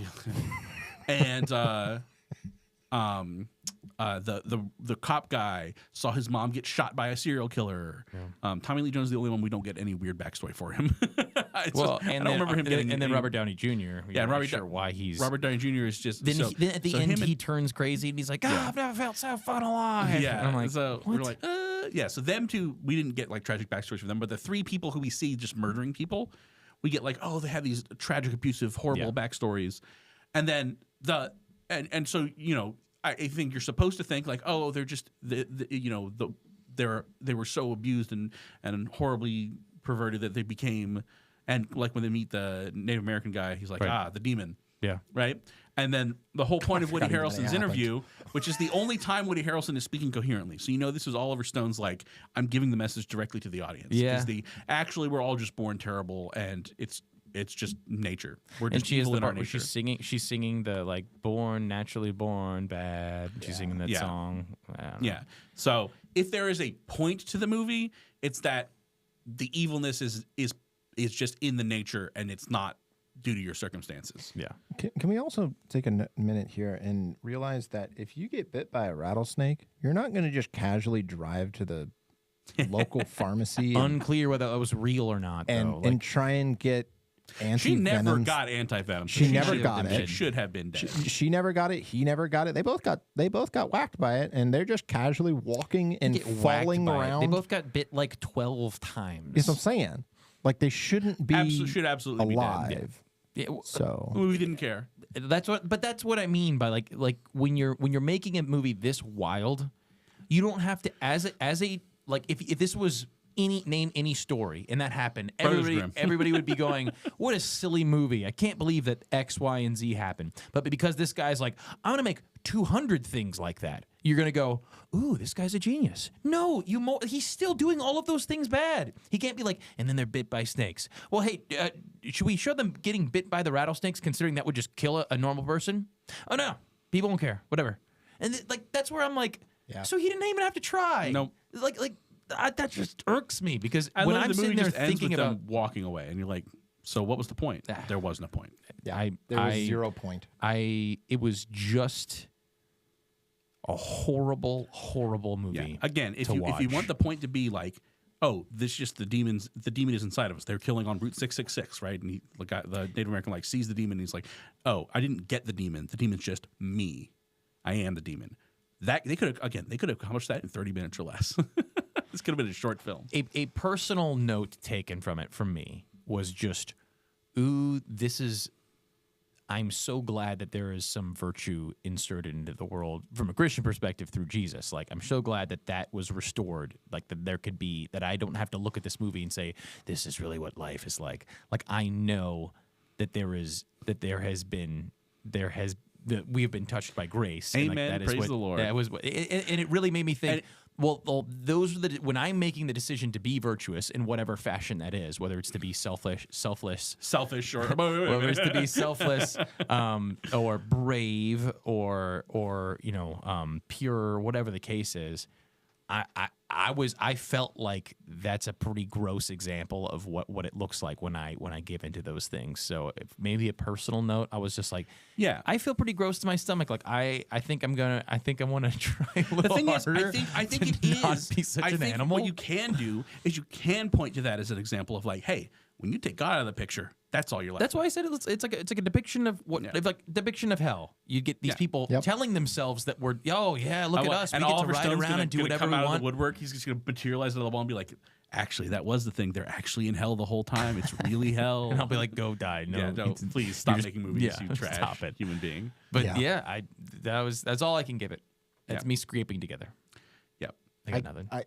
I've got nothing else. It was just gobbledygook. Yep. I mean, honestly. It was absolutely gobbledygook. And again, I think you can only point to it as an example of here is storytelling that is devoid of virtue. Yeah. This is the danger of what you run into. And the fact that people praise it means that those people who are praising it are also devoid. Like, it tells you a lot about the person who's praising it. Like, oh, you don't get it either. Yeah, that's what I always, because and I gave you this as the example. It would be like telling a story where there was only virtue, and you'd be like, it's just people walking around going, hey, I remember that thing that I said the other day. I'm going to be honest and do it.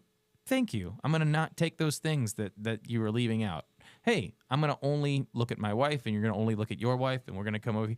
And like, that was the whole movie. There's like the interesting elements of the movie are taken out. Whereas like if you only have a movie with no virtue, there's also like, what is this? Like, you're just watching animals slap each other around. But anyways, all right. So what? Yeah. Okay, I got it. Yeah. Help us out, Marko. There's it's hard. so insubstantial. Get us out of here. It's just so insubstantial. It's so hard to stop shitting on this movie. it really is. So I will try my best to continue going by giving you guys the opportunity for your rating first. And then we will get into the Rotten Tomatoes stuff. So your ratings I'm just going to say first. I have a feeling that Rotten Tomatoes is going to be way high, because this definitely seems like something critics would eat up. And that audience, I think, so here, I'm just going to give my Nostradamus prediction. This isn't your personal prediction? This is not your me. personal My rating? personal rating is a 5%. Ooh. Because it's just slightly better than Joker 2. Actually, you know what? Fuck it. This is a Joker 2 level movie. It's also a 0%. Yeah. There is literally nothing I get out of this movie other than pointing it and saying how to not make a movie. Yeah. I can't think of it. I'm trying to, and as we've been talking, I can't think of anything redeemable about this On movie. every metric possible in my brain, it is about as low as I can possibly, like, as far as was it on the pain scale for me to actually have to watch 10. Like, it was one of the worst movies I've ever had to watch. So would I ever want to watch it again? As low as I could possibly put underneath every movie that I wouldn't want to watch, this would go. Would I recommend to a friend? No, Never in a million years. Not ever. Never would I say you should watch that. Like, there's just never a reason to ever say this was good. I don't respect any of the parts of it. Robert Downey Jr.'s accent was about the only thing that I said, that took some effort. That was impressive that you could do that. So I will give it maybe a 0.5. So I'll tell you what. For Robert Downey I'm going to amend my score to 1%, and I will tell you why. So Joker's still a 0%. I will amend this to a 0.01, and I'll tell you why. Because I paid money to see Joker 2, and I did not pay money to see this movie. So it just edges it out. Marko paid money to see this movie. The paying money to see this is a much bigger slap in the face. I ended up not. Yes, I was looking up a way to watch the movie in a legit on the high manner. seas. Okay. And YouTube was one of the options, and so I Googled it, or I YouTubed it, and it was $8. And after hearing Greg text me and say, woof, I refused to pay $8. So you sailed the high seas. Googled some cracked stream and had to exit out 900 pop-ups in order to watch this movie, which also infuriated me even before going into this movie. Is it possible to give a negative %? And I thought I was being incredibly generous with mine. I had already written down, I want to go lower now that you guys have. I gave it a 9 out of 100. Yeah. And I was like, under 10, man, I think if you go above, there's no way you can go above 10%. Correct. And actually, I'm going to put mine down because I was like, You don't want to seem too extreme. I don't want to seem too. I don't want to be that guy. Marco, this is we're telling you, Whoa. we have done a ton of movies at this point, just for the show. And separately from the show, Nathanael and I have watched a ton of movies. We've watched a ton that we really, really don't like. I mean, last season was the emphasis was trying to go to theaters, and woof, movies are really bad right now. And I am telling you, this viewing experience trumps virtually all of them. It was It was rough. Again. It was. If you're like, there might be one where I don't know what exists that would be worse than this. And I don't say this lightly in that I say it is Joker 2 level. It is an anti-movie. It is one of those movies where you get up and you say, I need to go do something that's not watching a movie. Yeah. It's not like, I want to go watch a good movie to That's why I cleanse my said palate. don't watch it at night. I want to go cleanse my palate, or I'm like, maybe movies. It's one of those movies where you get up and you say, maybe visual media was a mistake. So it's so funny you say that. I got done with this movie. Everybody is asleep in my house. It's like, I don't know, 11:30, something like that. I get done with it. I had to get up and go get a glass of water because my mouth was dry. And I'm like, what? Marco literally had a bad taste in his mouth. It moisture out of you. Awful. It was bad. so bad that I literally had to get up out of bed at 11:30 at night with the house pitch black to go get some water to rinse it out. Because it was just that draining the bad. soul and the life out of you. And you know what the funny thing is? There are some of these movies that are just so comically bad that you're like, Nathaniel and I talk about where it's like, oh, so bad it's good. Batman and Robin, I think, is one of my favorite. So has bad it's become good one moments. of these favorites. It's just everything. It's just done so poorly that you're just sitting there laughing. Yeah. Okay, so final ratings. You have to give a solid number. You can't give 0.5s or Oh, can't give 0.1s. 0.5s. It's got to be 1%. I'll give it 1%. 0 through 100. I'm One. one. I'm giving it a 1.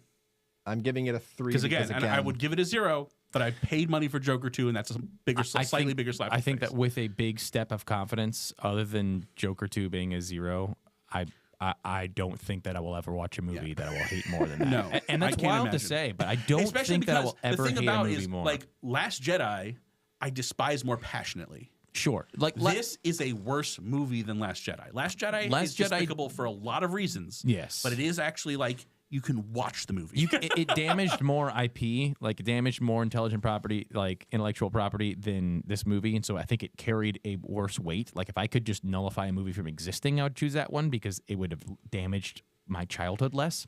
But yes, as an actual movie, I would enjoy that for the sense that I'd go, oh my gosh, people think this is good, and there's 9,000 things wrong with this. I can get on a show and talk about all these things, and people will actually have to, like, they'll have to answer for them, right? Like, they're going to have to answer for why Leia could survive in space. Whereas this movie, it's so bad and so far away from so bad it's good that I can't even point at anything and be mad at it because somebody out there is going to go, he was trying to do that. And I'm like, well, then he so- was an idiot. You know what? The guy who draws with his own shit on the wall was trying to do that, but it doesn't make it smell better. Yeah, like, oh man. So yes, I'm confidently giving it a 1%. Yeah.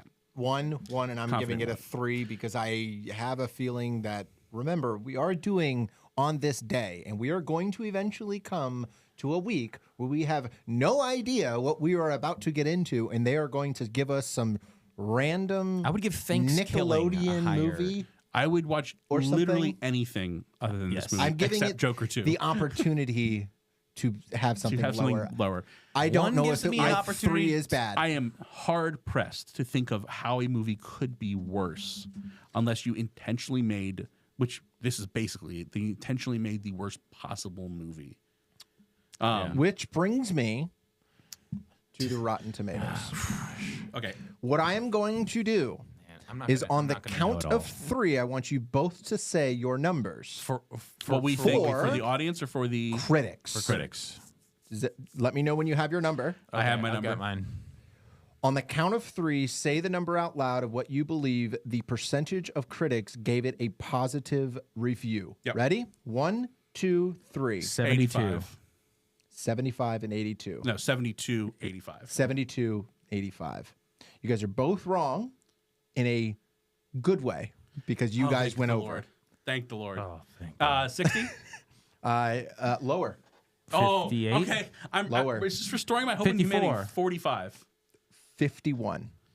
That's still too much. It's still way too much. It's still only way too 50 much. too much though. But- so That's that restores my hope in Yes. humanity ever so slightly. well, Yes. what I'm really 'Cause it scared definitely about seems like is it the- audience score that's high? Because I feel like I know one of them is high. Yeah.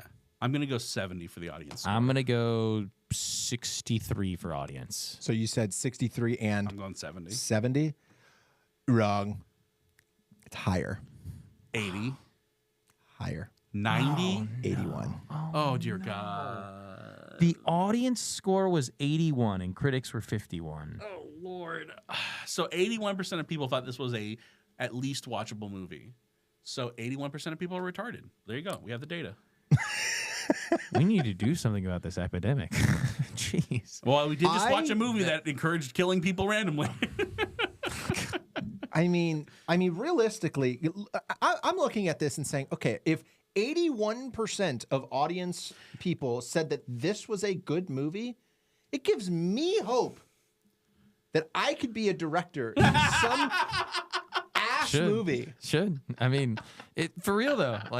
That's not a wrong thing to think. Like, the only problem is you would actually be trying to make a good movie, and then No, the second, no. You just gotta take shrooms. I would Easy. actively try to make a bad movie, take some shrooms while I'm at it, even though I'm allergic to them, and be like, sure, this is a great idea. I'm just Marko going to on- throw spaghetti at a wall and hope. You should actually throw spaghetti at a wall and film it, and just be like, and people are like, oh yeah, the spaghetti represents. You just got to give it like humanity. the music and do it in black and white. And then add a sitcom laugh track for no reason. It's a really great spaghetti, dude. You see that spaghetti, dude? Well, see, the spaghetti is represents- symbolic of life and how life is messy. But then you just got to throw it at the wall and see what sticks, and that's how you get through the day, man. It's so falling off the deep. wall like things are falling out of my brain, dude. It's the greatest movie I've ever Jeez, seen. dude. 81. Okay, so this is one of the few movies where I'm like, the critics were way more on it. Yeah. And it's funny because way more I on feel it like still. nowadays, like if this movie came out today, the critic score would be much higher, and the audience score would probably be lower. critics are so up their own ass. Okay. All right. All right. Around the 90s was back when movie critics were probably actually doing a decent job for the most Right. part. That's So- like when Ebert and Siskel were doing it. It actually meant something. So now we get to the point in which I actually was very proud of myself For the 5. for the five big five, yeah. items that are related to this movie. And the reason, there is a reason why I picked Greg to be this person. As a professional videographer, somebody who does this for a living, I feel like this is gonna make me mad. give me these 5 items in ranking order, 1 being the worst and 5 being not as bad. Okay. Okay, so Worst editing errors in a video, movie, anything like that. Okay. You ready? Yeah. Without knowing what's coming next, jump cuts.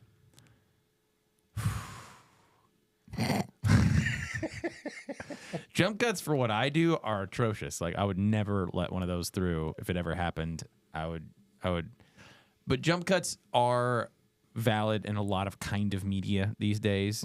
Even in some creative parts of movies, you see jump cuts. So for the audience, if they don't know what a jump cut is if you were, for instance, on my camera like you are now, and then all of a sudden Marko is to chop this and then to cut to a later part where I'm talking. So essentially the background stays the same, but the character jumps. It's called a jump cut. So me cutting from this camera to Marko wouldn't be a jump cut because the whole entire clip is changing. And that's usually creatively when the director, when the editor chooses to cover up a cut. So if we wanted to stop what I'm saying now because I say a bunch of nonsense and then get back Wow. into my thought, Marko might cut to his camera angle to cover up the fact that he's chopping up my stuff. But a jump cut would be not even taking that step and all of a sudden cutting me going, and now into my second thought or something like that. It's really jarring. However, the best jump cut is the one you show me of the TED Talk the guy does, where it's just him breathing. Yeah. Just thank you. That would be an example of a jump cut. I'm going to put jump cut actually as number 5 as not being that bad because there are so many instances where it's actually funny and it's used creatively. Okay. There's just certain circumstances that you shouldn't jump cut, but it's not one of those rules that's like you should never do that. Okay. I'm going to put it as 5. I'm gonna be Number 5. It's ballsy. Yeah. All right, here we go. It's bold strategy, Cotton. Yeah, bold strategy. We'll see how that works out for you. All right, the next item on the list, you've got number 5 already picked. Slow motion while using 24 frames. Oh, man. I'm going to go. Okay, so you just kind of have to accept this in like the 90s and early 2000s that just happened all the time. Like I watch it now and I typically just chuckle at it. I don't sit there and go, why would you do that as a director? They just didn't have for them that was slow motion. They're like, look at this cool shot. Yeah, it's like it was that until the Matrix fixed it. Exactly. And then the new Matrix was like, you know what was great? The shitty 24 FPS slow motion. And like, what? And you guys, you was about to free us from the slow motion, not join it. You trusted me. And I'll fake you. So yeah, I would say that it's not like if you're doing it at this point, then yes, it is. Yeah, at this point, it's an artistic choice. At this point, it's always going to be like bad. Like it's just never like it'll just make your movies look like the 90s, look like the early 2000s where they would have those super jumpy. And to give the audience some kind of note on this, this is essentially when you have filmed something that is not in a whole lot of frames per second, which basically just means how many individual clips are taken per second in your video. So if it's like 60, you can stretch that out to where the slow motion still looks pretty smooth.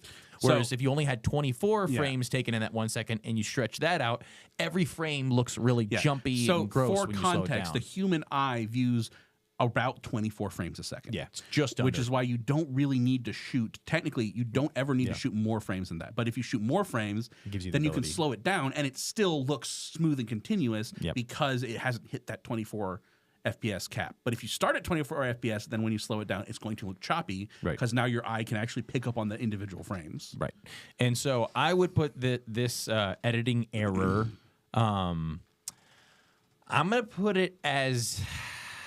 I'm just going to assume that there's going to be ones that irk me more than this. But there's really no excuse. Like, you should never do this. Like it should just, it is as close to a hard and fast rule. You just do not slow down 24 frames. So I'll put it as 2, just because I imagine there's going to be one that I hate more. In fact, I already know which one it would be. Okay. Whether or not you put it there, because you don't know what's coming next. Is it just the entirety of The Last Jedi? The next item on the list is continuity problems. Continuity problems. So this is I mean, you could be meaning this for a lot of different things, but in filming terms, this basically means if you were going to cut to me, you're making a video, and there was a cup here and a sword next to me and then a big giant gun, and they were all pointed in a certain direction, and then it cut back to Nathanael, he responded to me, and then it cut back to me, and all of a sudden none of those things are there. That would be a continuity error. Maybe even an easier example. Let's say I have a glass of water, and I take a drink from a glass of water, then it cuts away, cuts back to me, and the glass is more full than it started. Yeah. Or different clothing, or your clothing looked like, hey, he had a tie in that one, and the other one, the tie wasn't on. Yeah.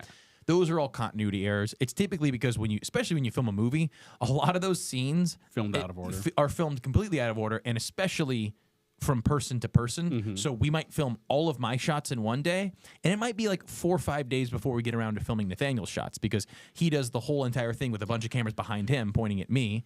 And then we say, okay, that's it. We got all of Greg's shots. And then sometimes it might be immediately we'll switch the cameras around and do all of Nathaniel's, but it's not done cohesively where they're just talking back and forth. So continuity errors are just mistakes. I mean, you could, find some loopy director who's like, yeah, I want there to be cups in different arranged orders every time the screen. But Monty Python is actually a good example of that with the mole. Yeah. So you can play around, like intentionally play with continuity errors, but it's usually in a comedy you'll do that. Robin Hood Men in Tights. I apologize. Wrong wrong movie. Same concept, Same wrong concept, movie. yeah. So in comedies, a lot of times directors will play with continuity errors intentionally. Yeah. So, where would you put I'm this? going to put continuity errors as You have 2 and 5 picked. yeah. I'm gonna do 3 for continuity errors. Okay. The next item on your problematic errors are using different color gradients. Color gradients. This one's tough because like I don't see a ton of this in like actual movies. You rarely come into the you rarely get, Natural Born Killers I notwithstanding. was gonna say this is the epitome of but this is my point. Like I can't sit there and go, hey, you colored that wrong, because he very intentionally was like, no, I just made it all green because I wanted to for 3 seconds, and then I wanted to make it all black and white and all red. All of that is an artistic choice, technically. I will say what you could point to is some of the more modern films where everything looks washed out or like artificially brightened and or like oversaturated, which sometimes is an artistic choice. Sometimes was like the thing I noticed in films nowadays, which is less color, more light, is that everything is just too dark. Yeah. Because they didn't brighten everything up enough. The way that I would see like this actually like if I were to set out and make a movie and handle all the different elements, the way that color gradients, is that what you said? Yep. The way that would become a challenge is that I'm now filmed again this over the course of several different days, several different moments, and all of my subjects, like there might be different lighting on different days. There might be different lighting inside and outside in different rooms, and I have to kind of make that a little more digestible for the audience. Like they can't be like, oh, we walked inside and now everything's tungsten and it's really orangey. Oh, and they walked outside and everything's super blue because we were filming in tungsten inside and then we stepped outside, we didn't turn it off. Those would be problems to where I'm like, you've got to balance that. It's effectively taking a rake and smoothing out. Yes, there's always going to be different kinds of lighting inside and outside and all these different things and coloring, but we have to smoothen that. And I don't see a whole lot of big errors where I'm just like, hey, you very clearly like shot this in the wrong color palette, like or something. I just see like creative decisions that I wouldn't do. So.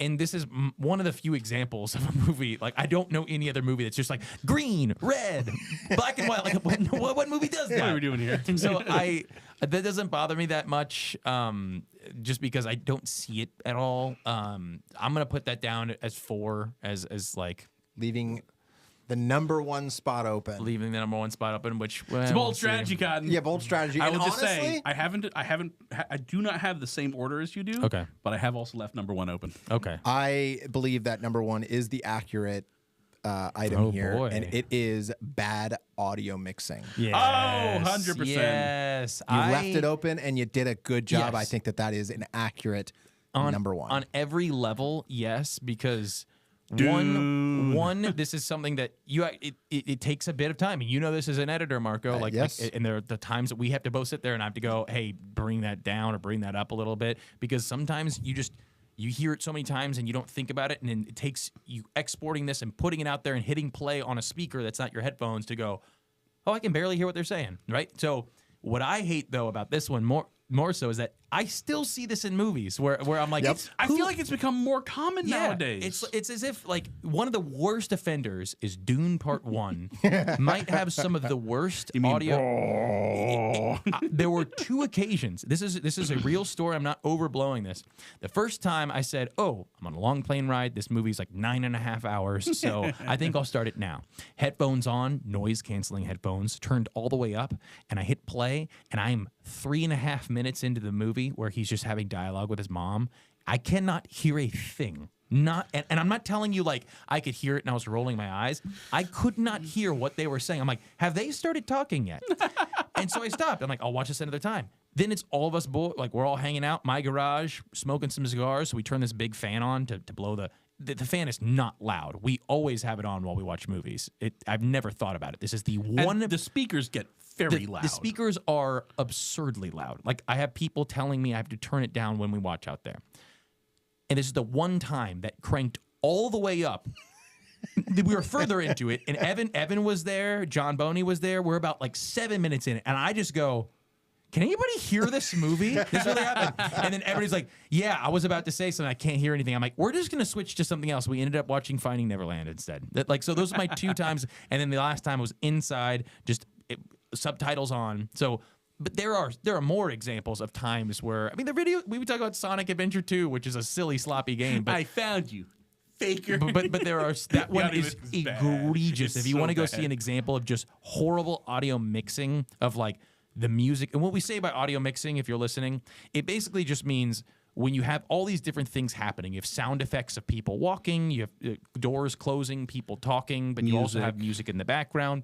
Mixing all of that together is audio mixing. How do you get cool, compelling, cinematic music bumping in the background, some of which you want to be loud and very attention grabbing, but you also want to get the fact that there are guns firing and there are cars screeching, but then you also have Batman talking to somebody else going, hey, did you hit the bomb? What? But you got to hear all that, and it's all got to make sense. So it's a challenge. It's a really tough skill, and it's one that you still see done really poorly, and I'm glad that I put it as number one because I hate it. Yeah. I hate bad audio mixing.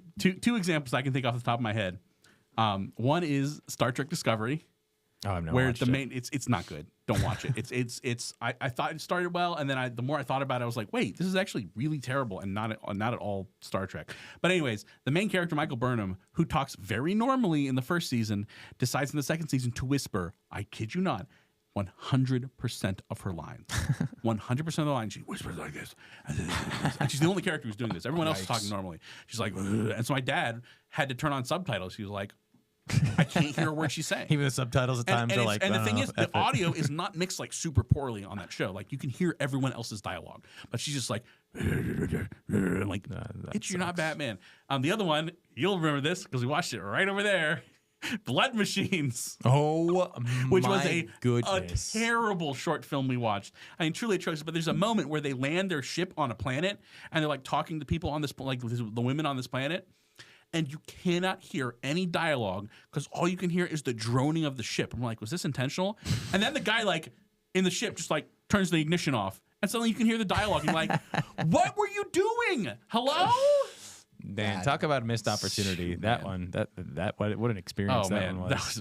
that was tragic. It was actually a television series. There's a story. Wait, there was more. There's Oh a yeah, you're story right. There was behind like that. 4 episodes we watched. Well, this is worth me telling a little story to the audience. It's very brief, Man, it was but like bad. so there is this it's a music artist and he partners with a guy who makes his music videos. It's a techno music artist, and the music video that he made for It's like I called would Turbo. call it 80s synthwave techno. So it's very much has that kind of synthy 80s club vibe. And he made this one song called Turbo Killer, and it's a really, really cool music video. I mean, you could watch this music video and you'd go, dude, I want to watch more. Like, it's so cool. Like, this is what got us on board. Is I found out about the story. They made that. Then they started a Kickstart fundraiser for, hey, we want to make a TV series based off of this trailer. Like kind of it was very sci-fi-y. There's cars, like the lights are really cool. And it made so much movie that instead of just making the pilot, they're like, we can make an entire series. Granted, every episode was like a stretch between 20 and like 37 minutes with 15 minutes of like ads at the end. Legitimately, like half of it was credits. It was really bizarre, and it was like 8 episodes long, and we watched it all in one night, and it was just Truly absolutely terrible. like Truly terrible.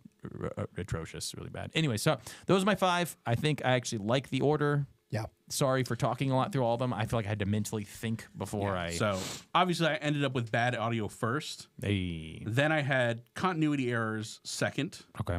Then jump cuts, color gradients, 24 FPS slow mo. I feel like 24 FPS slow mo I would put a little higher, and I put color gradients on the bottom. The thing about continuity errors is it just generally means that your editor was either lazy or didn't know what they were doing.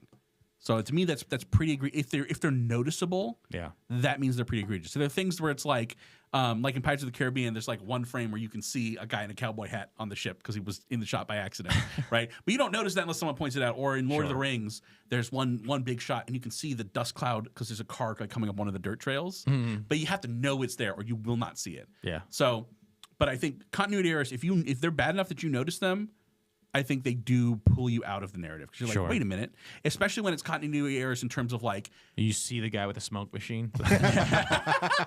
no, I'm That thinking made the more movie of better, actually. I'm thinking more of when the scenes are so out of order that characters forget things that they knew in previous scenes because Yeah. you've jumbled up the order. Where it's like, wait, you knew that. Why are we still talking about it? Well, that's 'Cause what I meant by like, You already had like, that scene. like there are deeper forms of continuity errors, like what you just mentioned, Yeah. where it's like you've already explained this to that person, you've actually just messed up the story. But where it's most commonly referred to Like is visual in continuity errors. Yeah, it's visual continuity. Which again, I think can be benign Yeah. or egregious, but it's contextual. But I think when they are like super noticeable, Yeah. they are egregious. Yeah. Then jump cuts, I think jump cuts can be used well. Well, yeah. but generally mean that you were lazy or you did something wrong. Yeah. And then color gradients, again, I think color gradients is the one that you're probably least likely to notice, unless you're like, wow, this whole movie's color is weird. And then 24 FPS slow mo, I agree, looks super janky nowadays. So It's kinda charming The in the reason I 80s, have it 90s low is because like if you're using 24 FPS slow mo, you are making a choice. Sure. And it could be good, or it could be the Matrix Resurrections. So All right, so in 2 weeks from now, which will Cha-cha. be the 9th? September 9th. Let me double September check. 9th. Mark your calendars, September 9th, 8 p.m. We will be we'll be going live again, and the two movies we'll be doing are going to be Sully and Warriors. Is Warriors or Warrior? Warriors. Come Warriors. out and play. I don't think it's that Warriors, right? I'm pretty excited about both of these. I have seen both of these, and they're both great. Especially Warriors, I think will give us a lot. Like I think that there is some really amazing character writing in Warriors. And Sully is just a very good watch. So excited about the both of them. To watch good movies again? To watch good movies again. Yes. Watch good movies again. There'll be good movies again. But we hope you're there 2 weeks from now, 8 Cha-cha. p.m. Mark your calendars. Watch those movies if you haven't, so you can join us and join in the fun. We're happy that you joined us today. even though we had nothing, we had no good news for you. It was If all bad anything, we news. took the bullets. Don't watch you're these welcome. movies. But until next time, That should have been our title. We watched Natural Born Killers, so you never have to.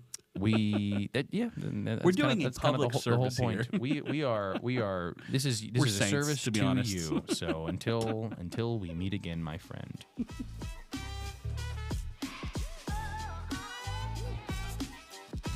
Oh God.